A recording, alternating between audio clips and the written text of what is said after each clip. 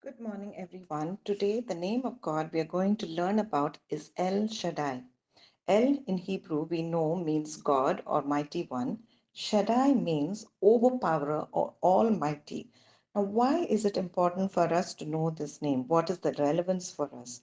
The word overpowerer or almighty very much relates to us, as in God's mighty power over man's infirmities.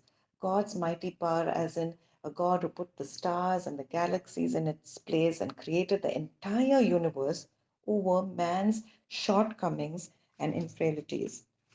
Now let us turn to Genesis chapter 17. The scripture reads, when Abram was 99 years old, the Lord appeared to him and said, I am El Shaddai. Walk before me faithfully and blameless.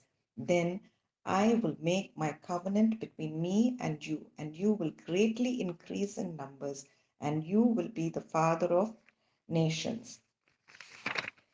Now, I want you to picture this. An aged, wealthy landlord, Abram, with his beautiful old wife, Sarai, living in the lap of luxury with servants galore, livestock, treasures of gold and silver. The only thing missing in this picture is the couple don't have children. And what does God want Abram to do is uproot himself, pick up, and move to a distant foreign land, and assures him he will make him fruitful. Sounds so unfair, isn't it? Well, it gets even more bizarre when God says he is going to make Abram a father. In fact, when Abram hears this, he's 90 years old and he literally falls to the ground laughing.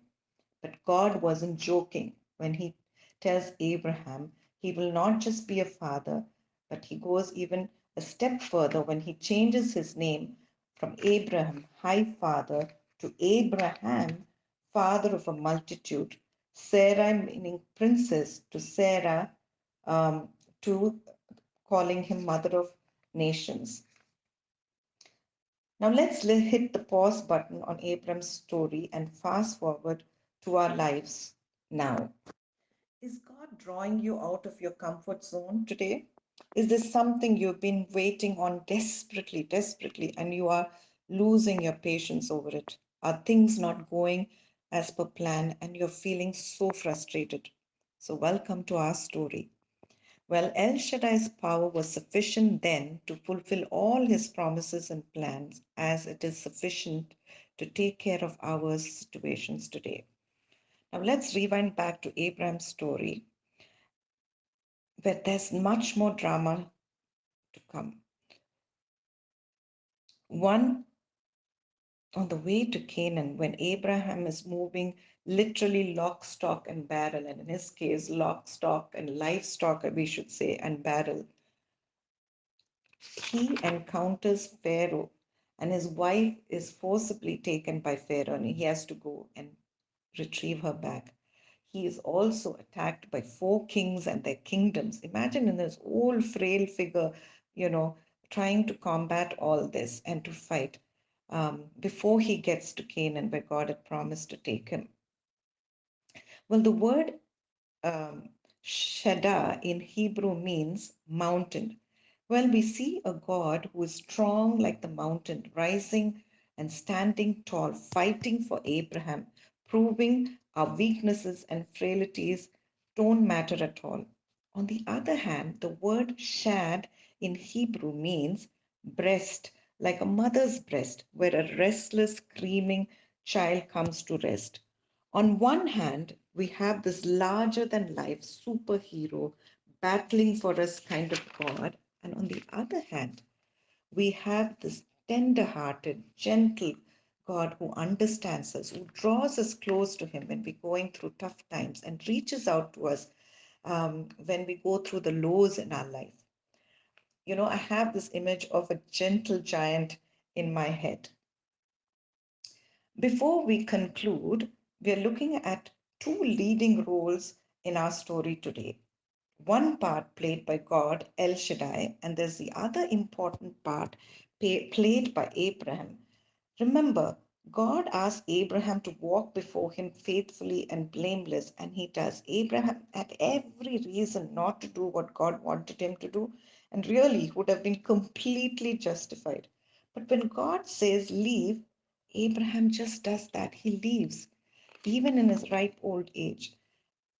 And he allows God to even put him through the painful process of circumcision, for just not himself, but all the males in his family and his livestock, which was a symbol of his trust in God, which continues till this generation among the Jewish community.